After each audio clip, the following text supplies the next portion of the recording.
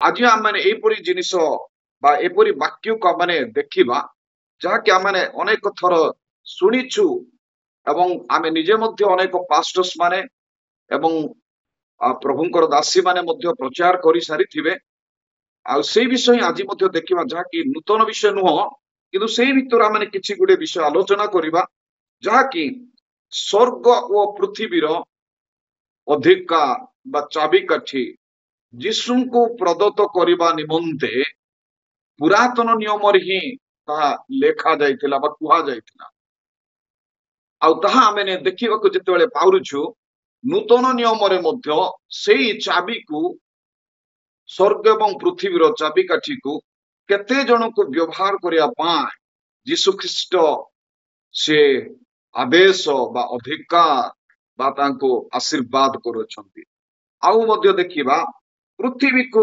आत्मा को प्रेरण करवा आत्मा न हेले कौन कार्य हेई न थांता सेथिपई आत्मा को यीशु ख्रीष्ट पृथ्वी विदाय कला परे आत्मांकर कार्य कहीं आवश्यक थिला जो आत्मा की परमेश्वरंकर कार्य रे व्यवहार हेउथिला जेतेबेले आमे आदि पुस्तक रे ही प्रथम अध्याय रे देखि पारुछु आत्मा व्याप्त थिले बोले लिखाइछि से आत्मा यीशु ख्रीष्टଙ୍କ ସମୟରେ ବ୍ୟକ୍ତ ହେବା ଦ୍ୱାରା ପୃଥିବୀ ମଧ୍ୟରେ କଣ କାର୍ଯ୍ୟ ହେଇଥିଲା ଆଉ ଆମେ 45 ନମ୍ବର ପଦଟି ଦେଖିବା ଯୀଶୁ ହିଁ ଶେଷ ପଥ ପ୍ରଦର୍ଶକ ସେ ନୂତନ ନିୟମକୁ ଚୁକ୍ତି କରିଅଛନ୍ତି ବା ନିୟମ ସ୍ଥାପନ କରିଅଛନ୍ତି ଆଉ ସେ ନିୟମରେ ଆମେ ଆଜି ଜଡ଼ିତ ଅଛୁ ଆଉ ସେ ନିୟମରେ ସେ आगमन करिवे एवं आम प्रत्येक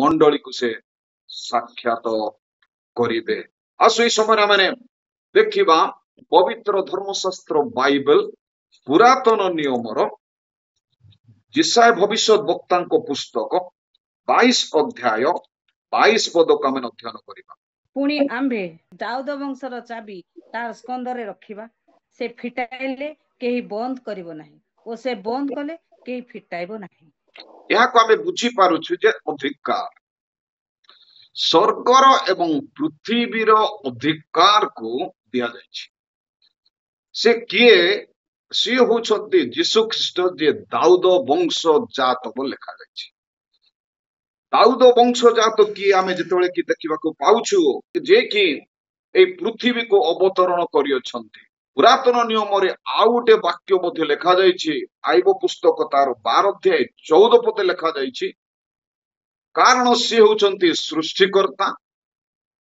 सी होचंती समस्त निर्माणकर्ता जदि से भग्न करंती आउ ताहा भग्न करिवार एवं जड़ित करिवार मध्य तांकर अधिकार अछि से सृष्टि करिवार स्वर्गर चाबिकाठी अछि पृथ्वीर चाबिकाठी अछि एवं भग्न करिबा एवं निर्माण करिवार तांकर चाबिकाठी अछि सेई परमेश्वर भग्न करी पुनः स्थापन करिवार मध्य तांको पाखरे अधिकार अछि से बंद कले केही ताहांको के मध्य रक्षा करि पारिबे ना खोली पारिबे नाही जेतले परमेश्वर ही से बंद को मुक्त करिवे बा उद्धार करिवे बा रक्षा करिवे आमे जेतेबेले कि देखु अछु माथ्यू लिखित सुसमाचार तार 18 अध्याय 18 पद गोटे पद आमे अध्ययन करिबा माथ्यू तार 18 पद मु तुम मान को सत्य कहूची तुमे माने पृथ्वी रे जहा सब बंद करिवो स्वर्ग रे से सब बंद रहिबो पुणी पृथ्वी रे जहा सब मुक्त करिवो स्वर्ग रे से सब मुक्त रहिबो आ ए विषय को यीशु ख्रीष्ट कहउछंती आ के कहउनांती जेउ कि अधिकार को यीशु ख्रीष्ट को दाऊद वंशज आमे जेतेबेले देखिबा को पाइबा नूतन नियमर अनेक पदपर्व का माने फॉलो करि पारिबा जे अनेक पदपर्व लेखा जाइछि जेतरा आमे माथ्यू 1:1 को अध्ययन करिबा सेतेबेले मध्य लेखाइछि यीशु ख्रीष्ट होउछंती से दाऊद वंशजात तांको चाबी काटे अधिकार देबा अधिकार को से शिष्य मान को अधिकार देबा पई कहंती शिष्य मान को से अधिकार देबा पई कहंती कि अधिकार आपण मान पाखरे एवं मो पाखरे अनेक अधिकार अछि जो अधिकार के आपण माने दाबी करूछंती जनक निकट को जाई कि कहउछंती जे भूतात्मा रे जे आक्रांत थिबे ତାଙ୍କୁ ଆପଣ ହସ୍ତ ଉତ୍ତୋଳନ କରି ପ୍ରାର୍ଥନା କରି କହୁଛନ୍ତି, ଅଧିକାର ସହିତ କହିପାରୁଛନ୍ତି। ଆପଣ ଅଧିକାର ସହିତ ଜଣକୁ ଛୋଟ ବା ଯୁବକ ଯୁବତୀଙ୍କୁ ଆପଣ ଅଭିଷିକ୍ତ କରୁଛନ୍ତି ଏବଂ ଅଧିକାର ସହିତ ଯିଏକି ରୋଗରେ ପୀଡ଼ିତ ଥିବେ ସେମାନଙ୍କୁ ଆପଣ ଅଧିକାର ସହିତ ଆପଣ ପ୍ରାର୍ଥନାର ସହିତ ଧମକ ଦେଇ ଅଧିକାର ସହିତ ଆପଣ ଅନେକ ରୋଗ ସୁସ୍ଥ କରିଅଛନ୍ତି। ସେଇ ଅଧିକାର ଆପଣ ପୃଥିବୀରେ ବ୍ୟବହାର କରୁଛନ୍ତି। ସ୍ୱର୍ଗରେ ମଧ୍ୟ ପିତରଙ୍କୁ ଯୀଶୁ ଖ୍ରୀଷ୍ଟ କହୁଛନ୍ତି, ତୁମେ ସ୍ୱର୍ଗରେ ଯାହା ବନ୍ଦ କରିବ ତାହା ପୃଥିବୀରେ ବନ୍ଦ ହେବ। ମୋର ଖ୍ରୀଷ୍ଟର ପ୍ରିୟ ପ୍ରଭୁଙ୍କର ଦାସ ଦାସୀ ମାନେ, এই ଅଧିକାରକୁ ଯେ ପରମେଶ୍ୱର ନୂତନ ନିୟମରେ ଖାଲି ଦେଲେ ନାହିଁ, କିନ୍ତୁ ପୁରାତନରେ ହିଁ କାହା ଦ୍ୱାରା ଅଧିକାର ପ୍ରାପ୍ତ କରାଯିବ সেই ଅଧିକାରକୁ ଇସ୍ରାଏଲ ମାନଙ୍କ ମଧ୍ୟରେ ମଧ୍ୟ ବ୍ୟବହାର କରିବା ପାଇଁ ପରମେଶ୍ୱର ଅଧିକାର ଦେଲେ। କିନ୍ତୁ ଇସ୍ରାଏଲ ଲୋକମାନେ ଅନେକ ଥର ସେଥିରେ ଫେଲର ହେଲେ। ସେଥିପାଇଁ ସେ ଅନେକ ଅଧିକାର ଯୁକ୍ତ ଯାଜକ ଏବଂ ମହାଯାଜକଙ୍କୁ ବିଚାରକର୍ତ୍ତାଙ୍କୁ ସେ ନିଯୁକ୍ତ କଲେ। ଆଉ ସେ ଆଉ କିଏ ନୁହନ୍ତି, ସେ ହେଉଛନ୍ତି ଯୀଶୁ ଖ୍ରୀଷ୍ଟ। ଆଉ ସେଥିପାଇଁ ଆମେ ଏହି ସମୟରେ ଦେଖିବା ପ୍ରକାଶିତ ବାକ୍ୟ ତାର 3 ଅଧ୍ୟାୟ 7 ପଦରେ କଣ ଲେଖାଯାଇଛି, ମଣ୍ଡଳୀକୁ ପରମେଶ୍ୱର କଣ କୁହନ୍ତି। ଆମେ ପ୍ରକାଶିତ ବାକ୍ୟ 3 ଅଧ୍ୟାୟ 7 ପଦ ପଢିବା। ଫିଲାଡେଲଫିଆ ମଣ୍ଡଳୀର ଦୂତ ନିକଟକୁ ଲେଖ, ଯେ ପବିତ୍ର ଓ ସତ୍ୟ, ଯାହାଙ୍କ ହସ୍ତରେ ଦାଉଦଙ୍କର କଞ୍ଚି ଅଛି, ଯେ ଫିଟାଇଲେ କେହି ବନ୍ଦ କରି ନପାରେ, ଆଉ ବନ୍ଦ କଲେ କେହି ଫିଟାଇ ନପାରେ, ସେ ଏହା କହନ୍ତି। ପ୍ରେଜ୍ ଦ ଲର୍ଡ, ଆମେନ୍। ଯିଏ ବନ୍ଦ କଲେ କେହି ଫିଟେଇ ନ ପାରନ୍ତି ଏବଂ ସିଏ ଯଦି ଫିଟେଇବେ କିଏ ବନ୍ଦ କରିପାରିବେ ନାହିଁ।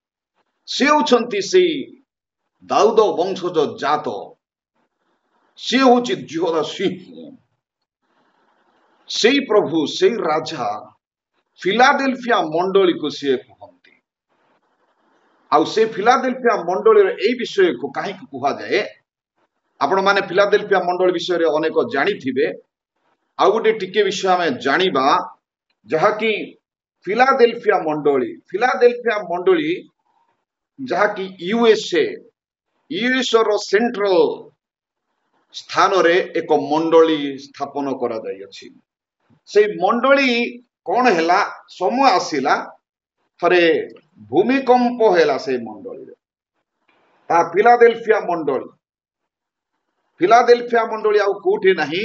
ସପ୍ତ ମଣ୍ଡଳୀ ଆପଣ ଦେଖିବେ ଯଦି ପୃଥିବୀରେ, ସେଇ ଫିଲାଡେଲଫିଆ ମଣ୍ଡଳୀ ଯାହାକି ଲେଖାଯାଇଅଛି ବାକ୍ୟରେ 90 ଖ୍ରୀଷ୍ଟାବ୍ଦରେ ତାହା ଏଇ ସିଟିକୁ ଭୂମିକମ୍ପ ହେଇଥିଲା।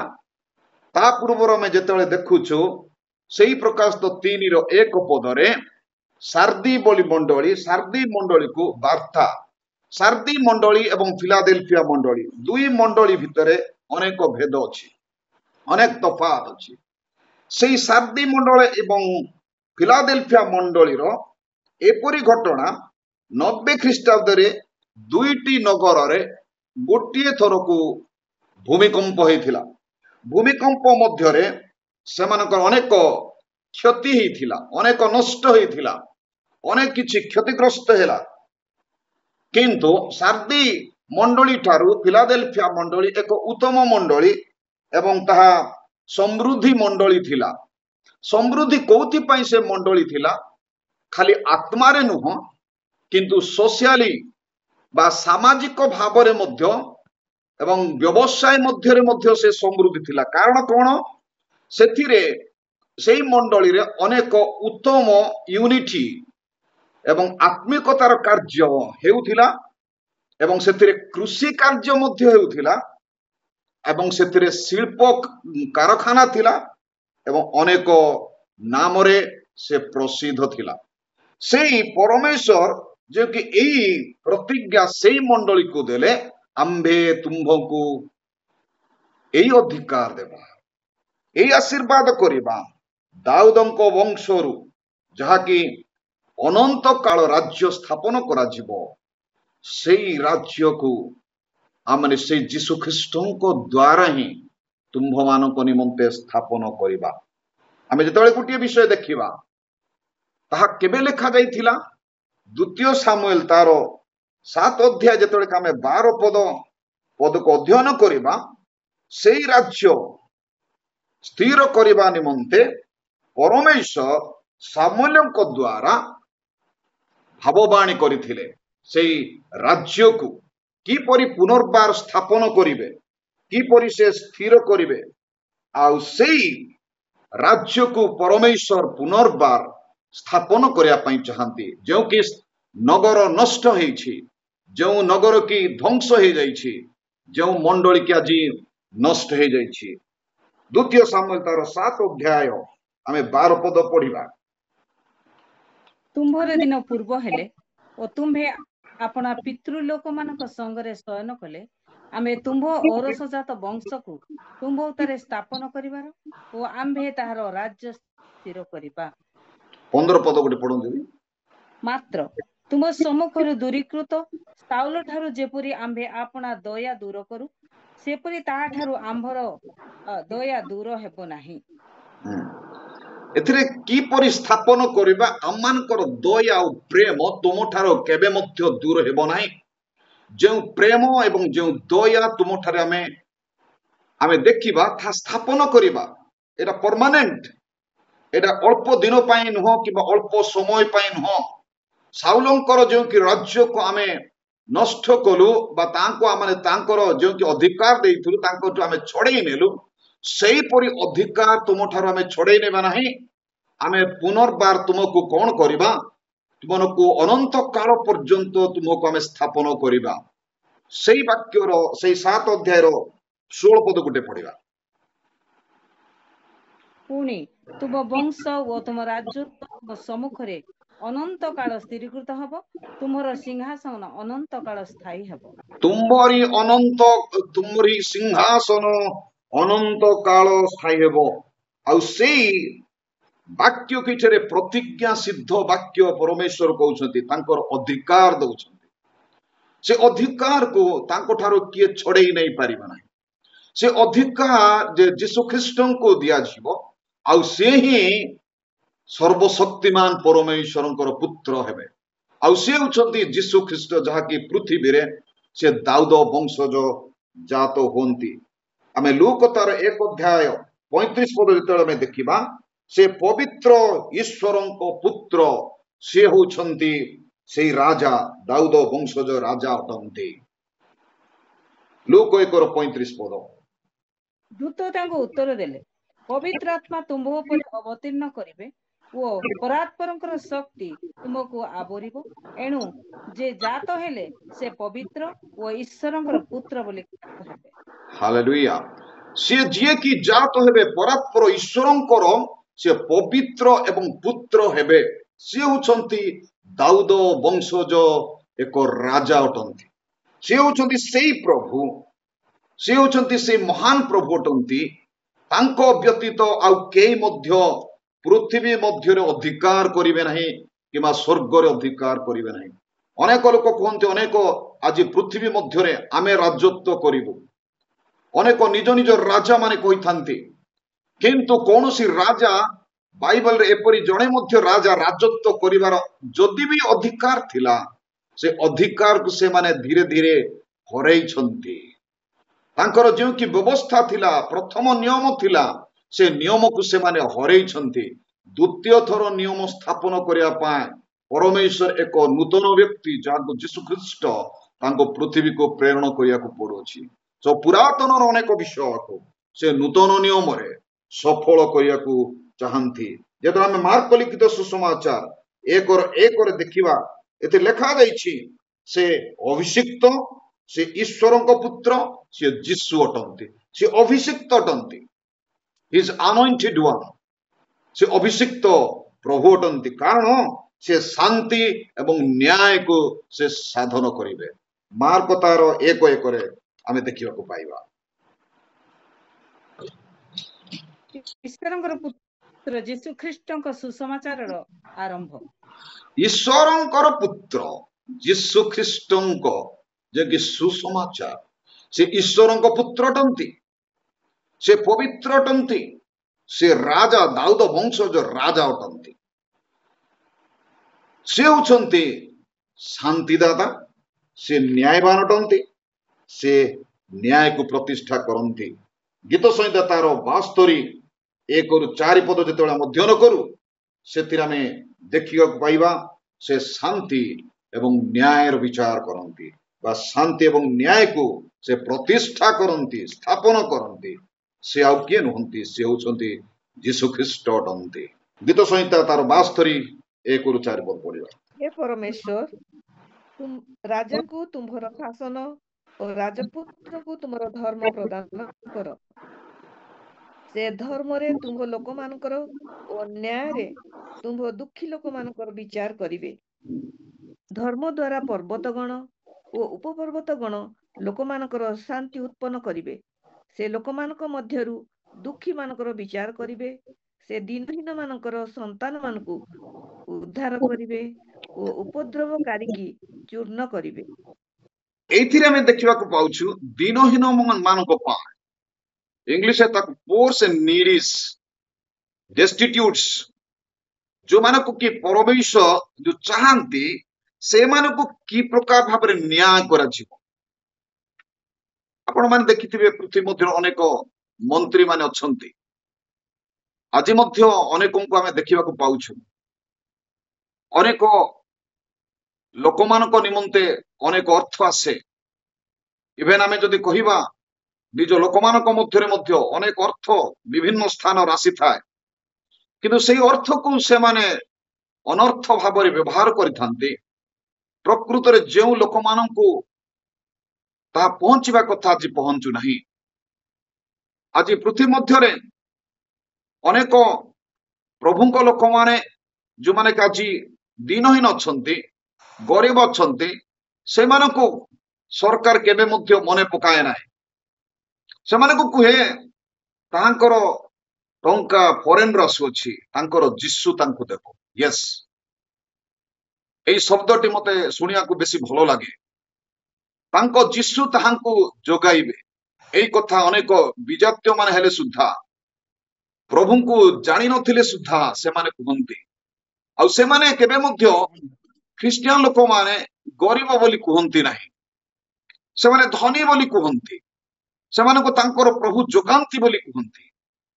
ସେଥିପାଇଁ ଯୀଶୁ ଖ୍ରୀଷ୍ଟ ପୃଥିବୀକୁ ଅବତରଣ କରିବା ଖାଲି ଦିନହୀନ ମାନଙ୍କ ଏବଂ ଯୋଉମାନେ କି ଦରିଦ୍ର, ଯୋଉମାନେ କି ଆଜି ଛୋଟ, ସେମାନଙ୍କୁ ଦେଖି ସେ ଆଗକୁ ବଢିଲେ ତାହା ନୁହଁ, କିନ୍ତୁ ଯୋଉମାନେ କି ରାଜା ମାନେ ମଧ୍ୟ ତାଙ୍କୁ ନମସ୍କାର କଲେ, ମନ୍ତ୍ରୀ ମାନେ ମଧ୍ୟ ତାଙ୍କୁ ମୁଣ୍ଡିଆ ମାରିଲେ, ପଣ୍ଡିତ ମାନେ ହେଲେ ସୁଦ୍ଧା ତାଙ୍କୁ ପ୍ରଣାମ କଲେ। ଏପରି ରାଜା, ସେ ଏପରି ରାଜା ତାଙ୍କ ଆମମାନେ ଆଜି ପୃଥିବୀ ତାଙ୍କୁ ଚିହ୍ନି ପାରେ ନାହିଁ। ଆଜି ପୃଥିବୀ ଘୋଷଣା କରେ ସେ ଗରିବ ଲୋକମାନଙ୍କୁ ହିଁ ପ୍ରଭୁଙ୍କର ବାକ୍ୟ କହିବା ପାଇଁ ଯାଉଛନ୍ତି। ଆଦିବାସୀ ଲୋକମାନଙ୍କୁ ହିଁ ସେମାନେ ଠକଇ ଭଣ୍ଡେଇ ଆଣୁଛନ୍ତି। ଏହିପରି ଅନେକ ଲୋକମାନଙ୍କ ଠାରୁ ଆମେ ଶୁଣିବାକୁ ପାଉଛୁ।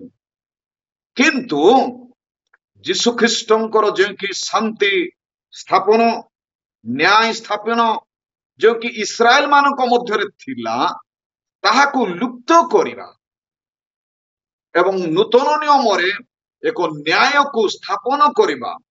ସମସ୍ତେ ପ୍ରଭୁଙ୍କର ଲୋକ, ସମସ୍ତେ ତାଙ୍କର ସନ୍ତାନ ସନ୍ତତି, ନିଜର ଲୋକ, ନିଜର ପ୍ରଜା।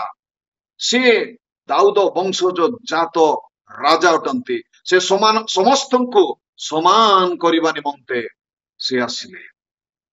ହଁ, ଆଜି ଲୋକମାନେ କୁହନ୍ତୁ, ସରକାର କହୁ ଆମମାନଙ୍କୁ, ସେଥିରେ କିଛି ଯାଇ ଆସେ ନାହିଁ। ମୋର ଖ୍ରୀଷ୍ଟର ପ୍ରିୟ ଲୋକମାନେ, ସେ ଏପରି ରାଜା ଅଟନ୍ତି କାରଣ ସେ ଆମମାନଙ୍କର ରାଜା ଅଟନ୍ତି।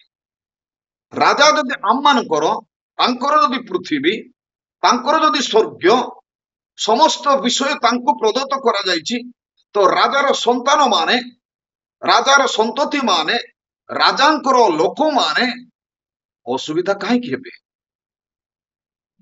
ଆଜି ବେଳେ ବେଳେ ମୁଁ ଭାବେ, ଅନେକ ଲୋକମାନଙ୍କୁ ଯେତେବେଳେ କାମାନଙ୍କର ସରକାର ତରଫରୁ ଗୃହ ମିଳେ ନାହିଁ, ଅନେକ ଟଙ୍କା ଷ୍ଟାଇପେଣ୍ଡ ମିଳେ ନାହିଁ, ଅନେକ ସିଟ୍ ତମେ ଯେ ଖ୍ରୀଷ୍ଟିଆନ ହେଇଛ ସେଥିପାଇଁ ତୁମକୁ ଭଲ ସ୍ଥାନ ମିଳିବ ନାହିଁ।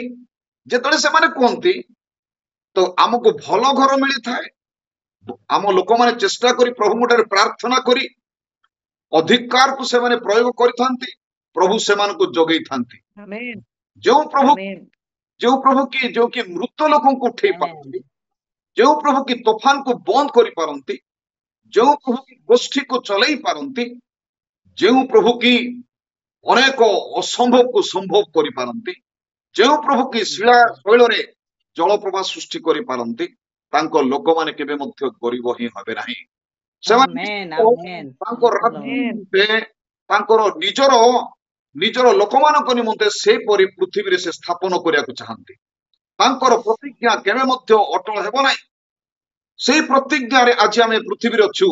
ଆଉ ଯେତେବେଳେ ସ୍କୁଲ କଲେଜରେ କିଛି ଗୋଟିଏ ସମସ୍ୟା ହବ ନାହିଁ, ତମେ ଖ୍ରୀଷ୍ଟିଆନ ଲୋକ, ଅତି ଅତି କମ ମାର୍କରେ ତମକୁ ମିଳିବ ନାହିଁ ବୋଲି ସେମାନେ ଆଗରୁ କହିଥାନ୍ତି।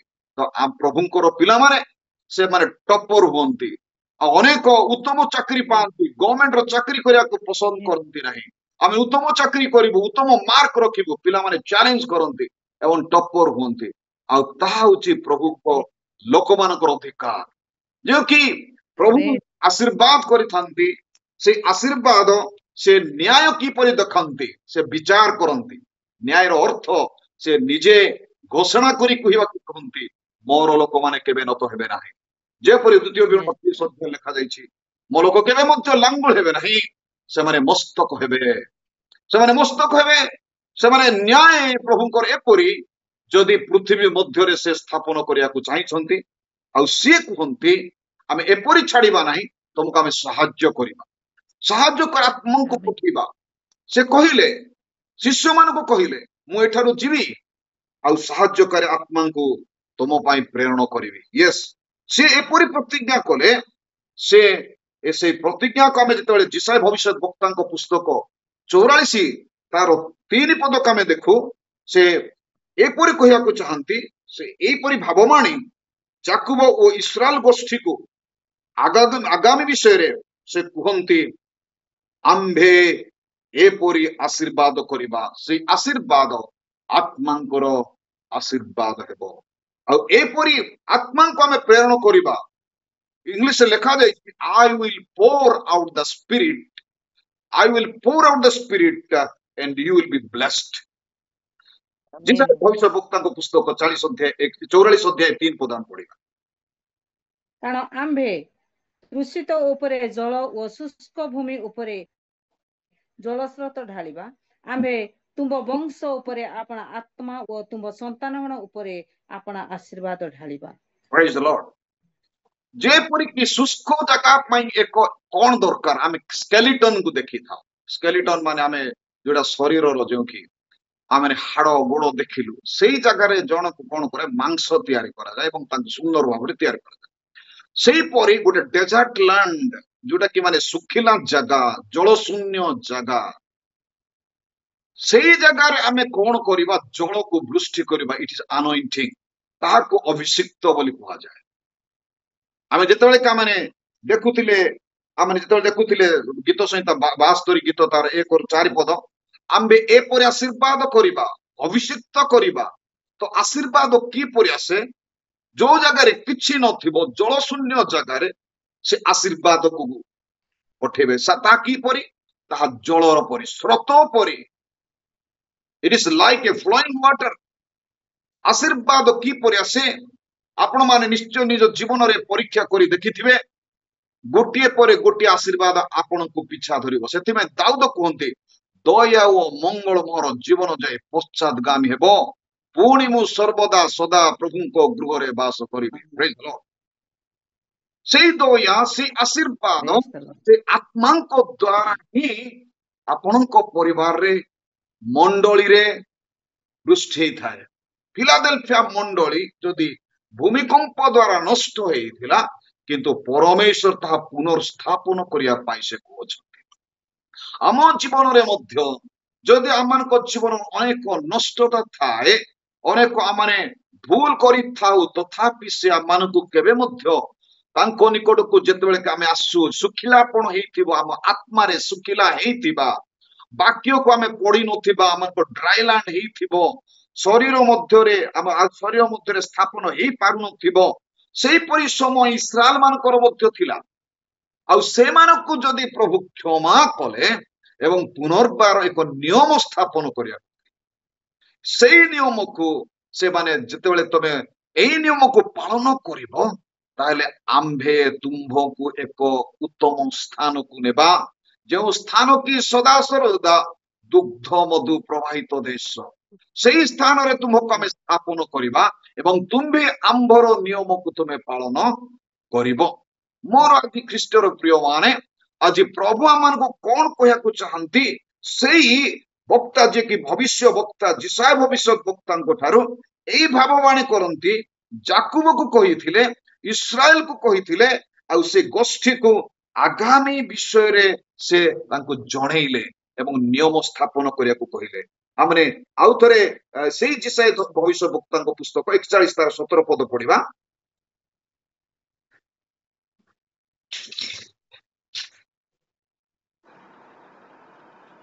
ଦରିଦ୍ର ଓ ଦୀନହୀନମାନେ ଜଳ ଅନ୍ୱେଷଣ କରନ୍ତି, ମାତ୍ର ଜଳ ନାହିଁ। ତହିଁରେ ସେମାନଙ୍କ ଜିହ୍ୱା ତୃଷାରେ ଶୁଷ୍କ ହୁଏ। ଆମ୍ଭେ ସଦାପ୍ରଭୁ ସେମାନଙ୍କୁ ଉତ୍ତର ଦେବା, ଆମ୍ଭେ ଇସ୍ରାଏଲର ପରମେଶ୍ୱର ସେମାନଙ୍କୁ ତ୍ୟାଗ କରିବା ନାହିଁ। ଆମ୍ଭେ ତାହାଙ୍କୁ ତ୍ୟାଗ କରିବା ନାହିଁ, ଯୋଉମାନେ କି ଜଳ ତାଙ୍କ ଜିଭରେ ନଥିବ, ଦିନହୀନ ମାନଙ୍କୁ, ଯୋଉମାନଙ୍କର ଜଳର ସେମାନଙ୍କ ଅଭାବ ଥିବ, ସେଇମାନଙ୍କୁ ଆମେ କଣ କରିବା? ଆମେ ସ୍ୱର୍ଗରୁ ତାହାଙ୍କ ଉପରେ ସେଇ ଜଳକୁ ସ୍ରୋତ ବହେଇବା ଏବଂ ଜିହ୍ୱାରେ କଣ କରିବା? ତୃଷାକୁ ମେଣ୍ଟେଇବା। ଆମମାନଙ୍କ ଜୀବନ ନିମନ୍ତେ ଯେତେବେଳେ ଆମେ କିଛି ଗୋଟେ ପାନ କରୁ, ଆମେ ଯେତେବେଳେ ଜିହ୍ୱାକୁ ବ୍ୟବହାର କରିଥାଉ, ଜିହ୍ୱା ଯେତେବେଳେ ଶୁଖିଯାଏ ମନୁଷ୍ୟ ମରିଯାଆନ୍ତି। ଯେତେବେଳେ ଜିହ୍ୱା ତାଙ୍କର ଯେତେବେଳେ କି ଆମେ ପାନ କରିବା ପାଇଁ ଜଳ ଯେତେବେଳେ ଆମେ ଦେଉ, ସେ ନିଶ୍ୱାସ ପ୍ରଶ୍ୱାସ ନାନ୍ତି। ଏହିପରି ପରମେଶ୍ୱର କୁହନ୍ତି ଯେ ଆମ୍ଭେ ଜଳ ଯୋଗେଇବା ପରମେଶ୍ୱରଠୁ, ଆମ୍ଭେ ତୃଷାକୁ ଜୀବନ୍ତ ଦେବା ପରମେଶ୍ୱରଠୁ, ତୃଷା ମେଣ୍ଟେଇବା ପ୍ରଭୁ ଅଟୁ। ସେଇ ପ୍ରଭୁ ଯେ ଆମମାନଙ୍କୁ କଣ କୁହନ୍ତି? ନୂତନ ନିୟମରେ ଯୋହନ ତାର 7 ଅଧ୍ୟାୟ 38 ପଦରେ କୁହନ୍ତି, ଜୀବନର ଜଳସ୍ରୋତ ସେ ବିଶ୍ୱାସରେ କାହାଠାରେ? ଯୀଶୁଙ୍କ ଠାରେ ବିଶ୍ୱାସ ଦ୍ୱାରା ଆମମାନଙ୍କୁ ଜୀବନର ଜଳସ୍ରୋତକୁ ସେ ଆମମାନଙ୍କୁ ପହଞ୍ଚାଇ ଦିଅନ୍ତି। ଯୋହନ ତାର 7ର 38 ପଦକୁ ଆମେ ଅଧ୍ୟୟନ କରିବା। ଯେ ମୋ ଠାରେ ବିଶ୍ୱାସ କରେ, ଧର୍ମଶାସ୍ତ୍ରର ଉକ୍ତି ପ୍ରମାଣେ ତାହାର ଅନ୍ତରରୁ ଜୀବନ୍ତ ଜଳସ୍ରୋତ ପ୍ରବାହିତ ହେଉଥିବ। ହାଲେଲୁୟା। ଯେ ମତେ ବିଶ୍ୱାସ କରେ, ଏଥିରେ ବିଶ୍ୱାସ ହେଉଛି ମୂଳଭୂମି। ଆତ୍ମା ବୃଷ୍ଟି ହେବା ନିମନ୍ତେ, ଆତ୍ମାରେ ପୂର୍ଣ୍ଣତା ହେବା ନିମନ୍ତେ ଆମମାନଙ୍କୁ ପରିଶ୍ରମ କଣ? ପ୍ରାର୍ଥନା, ବିଶ୍ୱାସ।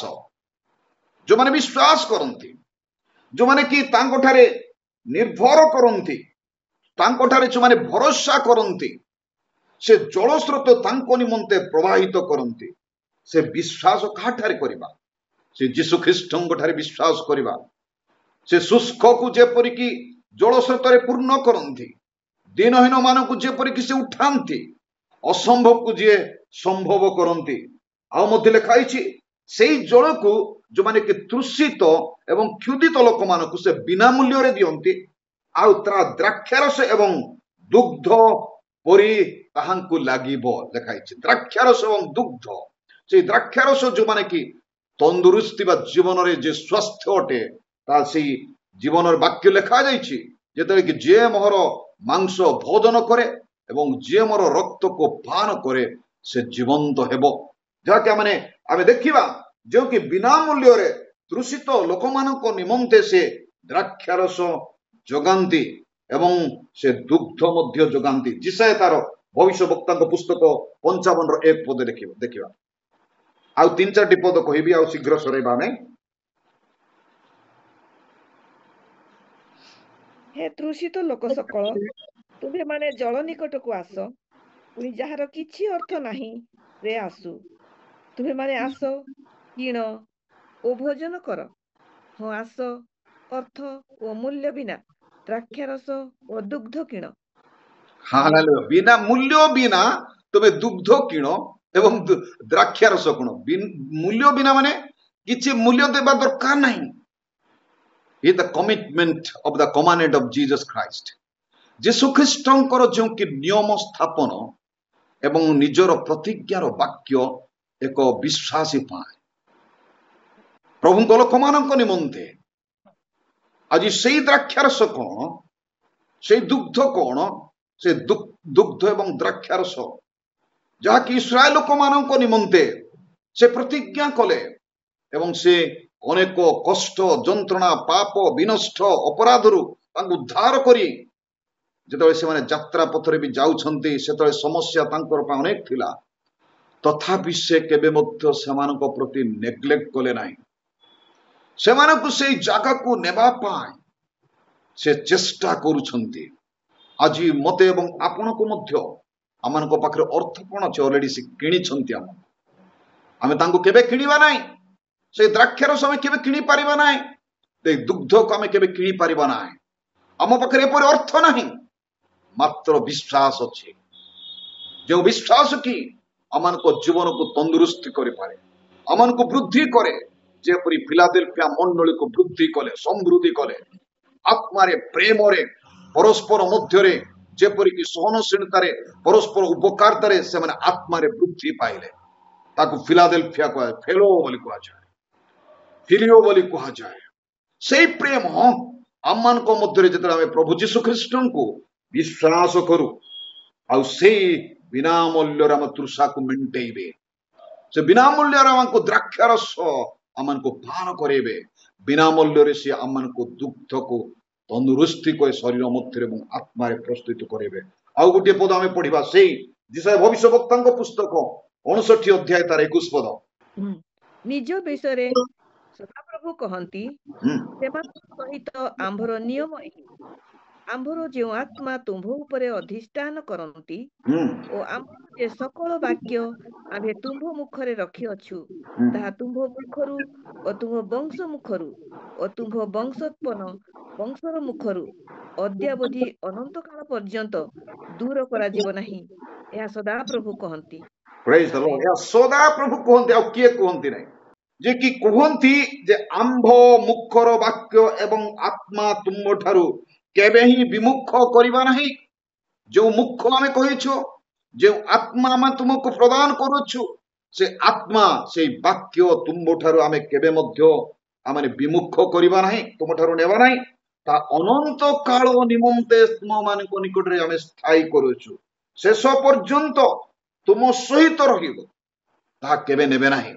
ସେ ବାକ୍ୟକୁ ରଖିବା ପାଇଁ, ତାଙ୍କର ମୁଖ୍ୟ ଏବଂ ତାଙ୍କର ପ୍ରତିଜ୍ଞାକୁ ଆମ ଜୀବନରେ ବଜେଇ ରଖିବା ପାଇଁ ସେ ଆମମାନଙ୍କୁ ପ୍ରତିଜ୍ଞା କରିଛନ୍ତି। ମୋର ପ୍ରିୟମାନେ, ଆମେ ଅନେକ ଥର ଆମେ ପ୍ରଭୁଙ୍କ ଠାରୁ ବିମୁଖ ହେଇଥାଉ। ଅନେକ ଥର ଆମର ଭୟ, ଅନେକ ଜଗତକୁ ଭୟ କରି, ଜଗତର ସମସ୍ୟା ମଧ୍ୟରେ ଆମେ ପଡ଼ି ଆମେ ଭୟଭୀତ ହେଇଥାଉ। ଆମେ ପରମେଶ୍ୱର ଦୂରକୁ ଚାଲି ଯାଇଥାଉ। କିନ୍ତୁ ପରମେଶ୍ୱର ଆମକୁ ପ୍ରତିଜ୍ଞା କରିଛନ୍ତି, ଯେପରି ଇସ୍ରାଏଲଙ୍କୁ ପ୍ରତିଜ୍ଞା କରିଥିଲେ, ସେ ବଂଶକୁ ଯେପରିକି ଗୋଷ୍ଠୀକୁ ପ୍ରତିଜ୍ଞା କରିଛନ୍ତି। ଆମର ମୁଖ କେବେ ମଧ୍ୟ ଆମେ ଫେରେଇକି ନେବା ନାହିଁ। ଆମେ ତୁମକୁ ଯେଉଁ ମୁଖ ଦେଇଅଛୁ, ନୂତନ ନିୟମରେ ସେ କୁହନ୍ତି, ଆମେ ତୁମକୁ କେବେ ମଧ୍ୟ ଅନାଥ କରିବା ନାହିଁ କିମ୍ବା ପରିତ୍ୟାଗ କରିବା ନାହିଁ। ଆମେ ବେଳେ ବେଳେ ନିରାଶ ହେଇଯାଇଥାଉ, ଯେତେବେଳେ ଆମକୁ ସମସ୍ୟା ଆସେ ଆମେ ହତାଶ ହେଇଯାଇଥାଉ। ଆମେ ଅନେକଙ୍କର ସାହାରା ହେବାକୁ ଇଚ୍ଛା କରିଥାଉ, ଅନେକଙ୍କ ନିକଟକୁ ଦୌଡ଼ି ଯାଇଥାଉ। ତା ପୂର୍ବରୁ ଆମେ ଯୀଶୁ ଖ୍ରୀଷ୍ଟଙ୍କ ନିକଟକୁ ଦୌଡ଼ିବା କି? ତା ପୂର୍ବରୁ ଆମେ ମଣ୍ଡଳୀକୁ ଦୌଡ଼ିବା କି? ତା ପୂର୍ବରୁ ମଣ୍ଡଳୀରେ କିମ୍ବା ନିଜର କୋଠରୀ ମଧ୍ୟରେ ବସି ପ୍ରଭୁଙ୍କ ନିକଟରେ ବିଶ୍ୱାସରେ ପ୍ରାର୍ଥନା କରିବା କି? ଆଉ ସେତେବେଳେ ଆମମାନଙ୍କୁ ସେ କୁହନ୍ତି, ଆମ୍ଭେ ସେହି ଅଟୁ, ଅନନ୍ତ କାଳ ପର୍ଯ୍ୟନ୍ତ ଯେଉଁ କି ନିୟମ ତୁମଠାରେ ସ୍ଥାପନ କରିଛୁ, ଆମେ କହିଥିବା ମୁଖକୁ ଫେରେଇ ନେବା ନାହିଁ। ମୋର ପ୍ରିୟମାନେ, ସେଇ ଆତ୍ମା ଆମମାନଙ୍କୁ ସେ ଦିଅନ୍ତି, ସେଇ ଆତ୍ମା ଆମ ଉପରେ ସେ ଢାଳନ୍ତି, ସେ ଆତ୍ମା ଆମମାନଙ୍କୁ ଆଶୀର୍ବାଦ କରନ୍ତି। ଆମେ ଭାବୁ ବେଳେ ବେଳେ ଆମେ ତ ପ୍ରଭୁ ସାମ୍ନାରେ ନାହାନ୍ତି, କିଏ ଆମମାନଙ୍କୁ ସାହାଯ୍ୟ କରିବ? ହିତୋପଦେଶ ତାର 1 ଅଧ୍ୟାୟ 23 ପଦରେ ଯେତେବେଳେ ଆମେ ପଢିବା, ଆପଣ ଆତ୍ମା ଢାଳି ସେ କଣ କରନ୍ତି? ବାକ୍ୟ ସବୁ ତୁମ୍ଭଙ୍କୁ ଜଣାନ୍ତି। ହିତୋପଦେଶ 1:23 ପଦ। ଯେତେବେଳେ ସେ ଆମକୁ ମଧ୍ୟକୁ ସେ ଆତ୍ମାଙ୍କ ଦ୍ୱାରା ପ୍ରେରଣ କରନ୍ତି, ଶକ୍ତିଯୁକ୍ତ କରନ୍ତି, ବାକ୍ୟ ଦ୍ୱାରା ଜଣନ୍ତି। ଯେତେବେଳେ ଆମେ ବାକ୍ୟ ପଢୁଛୁ, ତାହେଲେ ଆମେ ଜାଣି ପାରିବା ଯେ ଏଇ ବାକ୍ୟ ଆଜି ମତେ ମୋ ପାଇଁ ହେଇଛି, ଆଉ ବାକ୍ୟ ମତେ ଆଜି କଥା କହିଛି, ଆଉ ସେ ବାକ୍ୟ ହିଁ ମତେ ପ୍ରଭୁ ନିଜେ ଡାଇରେକ୍ଟ କଥା କହିଲେ, ସେଥିପାଇଁ ଦୁର୍ବଳ ହେବି ନାହିଁ। ଅନେକ ଲୋକମାନେ ଆମକୁ କାଉନସିଲିଂ କରନ୍ତି, ଅନେକ ଲୋକମାନେ ଆମମାନଙ୍କୁ ଅନେକ କଥା କୁହନ୍ତି, ବୁଲାନ୍ତି, ଏଇଟା କରେ ନା ସେଇଟା କରେ ନା, ଏପରି କଥା କୁହନ୍ତି, ଦୁଃଖ ସମୟରେ ଆସନ୍ତି, ସାନ୍ତ୍ୱନା ଦେବା ପାଇଁ ଚେଷ୍ଟା କରନ୍ତି। କିନ୍ତୁ ଯେତେବେଳେ ଆମେ ବାକ୍ୟକୁ ଅଧ୍ୟୟନ କରିଅଛୁ, ସେ ବାକ୍ୟ ସବୁଦିନ ଯଦି ଆମେ ଅଧ୍ୟୟନ କରିଛୁ, ସେଇ ବାକ୍ୟ ଦ୍ୱାରା ଆତ୍ମା ଆମମାନଙ୍କୁ କଥା କହିବ। ତାଙ୍କର ବାକ୍ୟ ଆମମାନଙ୍କର ହୃଦୟ ମଧ୍ୟରେ, ଶରୀର ମଧ୍ୟରେ, ସେ ଆତ୍ମା ମଧ୍ୟରେ କାର୍ଯ୍ୟ କରନ୍ତି। ସେ ବାକ୍ୟ ସାଧକ ଅଟନ୍ତି, ସେ ବାକ୍ୟ ଆମମାନଙ୍କୁ ସାନ୍ତ୍ୱନା ଦିଏ। ହିତୋପଦେଶ 1:23 ଆମେ ଅଧ୍ୟୟନ କରିବା। ମୋ ଅନୁଯୋଗରେ ମନ ଫେରାଅ, ଦେଖ ମୁଁ ତୁମମାନଙ୍କ ଉପରେ ଆପଣା ଆତ୍ମା ଢାଳି ଦେବି, ମୁଁ ଆପଣା ବାକ୍ୟ ସବୁ ତୁମମାନଙ୍କୁ ଜଣାଇବି। ପ୍ରେଜ୍ ଦ ଲର୍ଡ। ଆତ୍ମା ଦ୍ୱାରା, ସେ ବାକ୍ୟ ଦ୍ୱାରା ଆମମାନଙ୍କୁ ସେ ଜଣାନ୍ତି କଣ ହେବାକୁ ପଡୁଛି, କଣ ହେବ। ଆମେ ଇତସ୍ତତ ଭୟଭୀତ ହେବା ଆବଶ୍ୟକ ନାହିଁ। ଅନେକ ବିଷୟରେ ଆମେ ଭୟଭୀତ ହେଇଥାଉ, ସେଥିପାଇଁ ଆଜି ଆମମାନଙ୍କୁ ଏଇ ପ୍ରଭୁ, ଆମମାନଙ୍କୁ ଆଜି ମଧ୍ୟ ସେଇ ପ୍ରଭୁ ଅଟନ୍ତି, ଆମମାନଙ୍କୁ ଏଇ କଥା କୁହନ୍ତି। ସେ ପ୍ରତିଜ୍ଞା ସିଦ୍ଧ ପରମେଶ୍ୱର ଅଟନ୍ତି। ସେଇ ସମସ୍ତ ବିଷୟକୁ ଆଗକୁ କଢେଇ ନେବା ପାଇଁ ଆଉ କିଏ ନୁହନ୍ତି, ସେ ହେଉଛନ୍ତି ପଥ ପ୍ରଦର୍ଶକ, ସେ ଯୀଶୁ ଖ୍ରୀଷ୍ଟ ଅଟନ୍ତି। ଆମେ ଯିର୍ମୀୟ ଭବିଷ୍ୟବକ୍ତାଙ୍କ ପୁସ୍ତକ 31 ଅଧ୍ୟାୟ 31 ପଦ ପଢିବା। ସଦାପ୍ରଭୁ କହନ୍ତି, ଦେଖ ଯେଉଁ ସମୟରେ ଆମ୍ଭେ ଇସ୍ରାଏଲ ବଂଶ ଓ ଜିହୁଦା ବଂଶ ସହିତ ଏକ ନୂତନ ନିୟମ ସ୍ଥାପନ କରିବା, ଏପରି ସମୟ ଆସୁଅଛି। ମିଶର ଦେଶରୁ ସେମାନଙ୍କର ପିତୃପୁରୁଷ ଗଣକୁ ବାହାର କରି ଆଣିବା ନିମନ୍ତେ ଆମ୍ଭେ ସେମାନଙ୍କର ହସ୍ତ ଧରିବା ଦିନ ସେମାନଙ୍କର ସହିତ ଆମ୍ଭର କୃତ ନିୟମ ଅନୁସାରେ ନୁହେଁ। ସଦାପ୍ରଭୁ କହନ୍ତି, ଆମ୍ଭେ ସେମାନଙ୍କର ସାମ୍ନା ହେଲେ ହେଁ ସେମାନେ ଆମ୍ଭର ସେହି ନିୟମ ଲଙ୍ଘନ କଲେ। ଦେଖନ୍ତୁ, ଦିନ ଥିଲା ଏପରି, ସେମାନଙ୍କୁ ପରମେଶ୍ୱର ଉଠେଇକି ଆଣିଲେ, ରକ୍ଷା କଲେ, ଉଦ୍ଧାର କଲେ, ମୁକ୍ତି କଲେ, ସବୁ ନିୟମକୁ ସେ ଜଣେଇଲେ, ସବୁ କଲେ, ତଥାପି ସେମାନେ ନିୟମକୁ ଭଙ୍ଗ କଲେ। ଭାବନ୍ତୁ, ସେ କିପରି ପଥ ଦେଖେଇଲେ, ତଥାପି ସେମାନେ ପ୍ରଭୁଙ୍କ ଠାରୁ ଦୂରକୁ ଚାଲିଗଲେ। ହଁ, ତାର ଅର୍ଥ ଆପଣ ଭାବନ୍ତୁ ନାହିଁ ଯେ ପରମେଶ୍ୱର ସେମାନଙ୍କୁ ଛାଡିଦେଲେ। ଯିର୍ମୀୟ 11:1-5 ଅଧ୍ୟୟନ କରିବା। ଯିର୍ମୀୟ ସେଇ ଭବିଷ୍ୟ ବକ୍ତାଙ୍କୁ ପ୍ରଭୁ କଣ କହୁଛନ୍ତି, ସେ ନିୟମ, ଆଉ ଗୋଟେ ନିୟମ ସ୍ଥାପନ କରୁଛନ୍ତି। ପୁରାତନ ନିୟମ ଯାହାକି ପୂର୍ବରୁ ଥିଲା ମଶାଙ୍କ ନିୟମକୁ, ସେ ମଶାଙ୍କ ନିୟମ ପାଳନ କଲ ନାହିଁ ସତ କଥା, କିନ୍ତୁ ଏଇ ନିୟମ, ଯୋଉ ନିୟମ କି ତୁମମାନଙ୍କ ନିକଟରେ ମୁଁ ରଖୁଅଛି, ଏଇ ନିୟମ ତମେ ପାଳନ କର।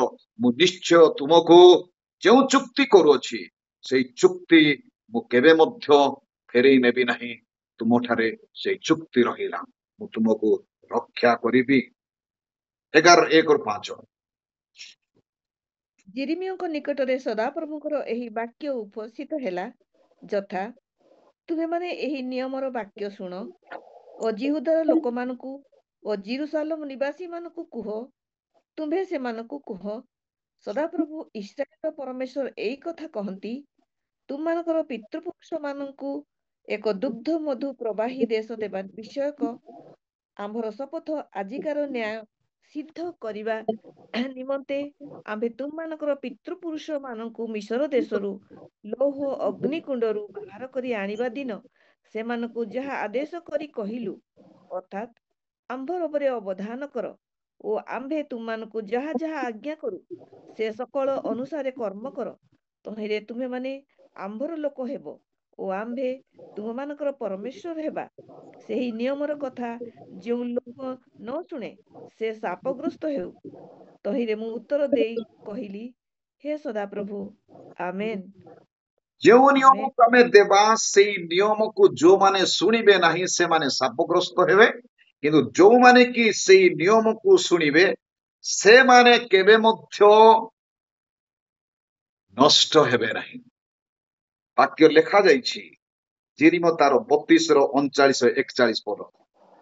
ଆଉ ସେମାନଙ୍କ ଉତ୍ତାରେ ସେମାନଙ୍କ ସନ୍ତାନଗଣ ମଙ୍ଗଳ ନିମନ୍ତେ ସେମାନେ ଯେପରି ସଦା କାଳ ଆମ୍ଭକୁ ଭୟ କରିବେ, ଏଥିପାଇଁ ଆମ୍ଭେ ସେମାନଙ୍କୁ ଏକ ଚିତ୍ତ ଓ ଏକ ପଥ ଦେବା। ପୁଣି ଆମ୍ଭେ ସେମାନଙ୍କର ମଙ୍ଗଳ କରିବା ପାଇଁ ଯେ ସେମାନଙ୍କ ଠାରୁ ବିମୁଖ ନହିବା, ଏହି ଭାବର ଗୋଟିଏ ନିତ୍ୟ ସ୍ଥାୟୀ ନିୟମ ସେମାନଙ୍କର ସଙ୍ଗେ କରିବା ଓ ସେମାନେ ଯେପରି ଆମ୍ଭ ଠାରୁ ଦୂର ନହିବେ, ଏଥିପାଇଁ ଆମ୍ଭର ବିଷୟକ ଭୟ ସେମାନଙ୍କର ଅନ୍ତକଣ ସ୍ଥାପନ କରିବା। ଆମେନ୍। ଆହୁରି ଆମ୍ଭେ ସେମାନଙ୍କୁ ମଙ୍ଗଳ କରିବା, ଆମ୍ଭେ ଆନନ୍ଦ କରିବା, ସେମାନଙ୍କ ଅନ୍ତଃକରଣରେ ଆମେ କଣ କରିବା? ସେମାନଙ୍କର ପ୍ରାଣ ସହିତ ସେମାନଙ୍କୁ ଆମେ କେବେ ମଧ୍ୟ ଖେଳିବା ନାହିଁ। ଆମେ ନିଶ୍ଚୟ ସେମାନଙ୍କ ସହିତ ତାଙ୍କୁ ଆମେ ରୋପଣ କରିବା। ଯେତେବେଳେ ଆମେ ତାଙ୍କୁ ରୋପଣ କରିବା, ସେଇମାନଙ୍କୁ ଏହି ଦେଶ ଦେବା ଯେଉଁ ଦେଶରେ କି ସେମାନେ ସଦା ସର୍ବଦା ରହିବେ। ଆମେ ରୋପଣ କହିଲେ ନିଶ୍ଚୟ ଗୋଟେ ବୃକ୍ଷ ରୋପଣ କରାଯାଇଥାଏ। ଗଛ ଲଗେଇବା, ଗଛ ଲଗେଇବା ଅର୍ଥ ସେଇଠାରେ ସେଟା ପରମାନେଣ୍ଟ, ଆମେ ସେଇ ଜାଗାରେ ଲଗେଇଥାଉ। ବୃକ୍ଷରୋପଣ, ତାକୁ ମନୁଷ୍ୟ ରୋପଣ, ଗୋଷ୍ଠୀ ରୋପଣ, ମୋ ଲୋକମାନଙ୍କୁ ଆମେ ରୋପଣ କରିବା। ପ୍ରଭୁ ତାଙ୍କୁ ସଞ୍ଜୀବିତ କରିବାକୁ ଚାହାନ୍ତି, ଜୀବନ ପୁନର୍ବାର ଫେରେଇ ଦେବାକୁ ଚାହାନ୍ତି। ଆପଣ ଖାଲି ଗୀତା ଏଇ ପଦପର୍ବ ଲେଖିଥାନ୍ତୁ। ଏପ୍ରି ପୁସ୍ତକ ତାର 8 ଅଧ୍ୟାୟ 7-12 ଦେଖନ୍ତୁ। ଯଦି ଆମେ ସେଇ ନିୟମ, ଯେଉଁ ନିୟମ କି ପୁରାତନ ନିୟମରେ କରିଥିଲୁ, ସେଇ ନିୟମ ଆଉ ସେଇ ପ୍ରଥମ ନିୟମ ଥିଲା, ଆଉ ଏବେ ଆମେ ସେଇ ନିୟମକୁ ଆମେ ଧରୁନାହୁଁ ବା ସେଇ ନିୟମକୁ ଆମେ ଦୋଷାରୋପ କରୁନାହୁଁ, ସେଥିରେ ଆମେ ଦ୍ୱିତୀୟ ନିୟମ ସ୍ଥାପନ କରିବାକୁ ପଡୁଛି। ସେ ଦ୍ୱିତୀୟ ନିୟମ କଣ? ସେ ହେଉଛନ୍ତି ଯୀଶୁ ଖ୍ରୀଷ୍ଟ ସ୍ଥାପନ କଲେ। ତାହା ଏପ୍ରି ତାର 8 ଅଧ୍ୟାୟ 7 ପଦ ଏବଂ 12 ପଦ ଆମେ ପଢିବା। କାରଣ ପ୍ରଥମ ନିୟମ ଯଦି ଦୋଷ ରହିତ ହୋଇଥାନ୍ତା, ତେବେ ଦ୍ୱିତୀୟ ନିୟମର କଥା ଉଠି ନଥାନ୍ତା।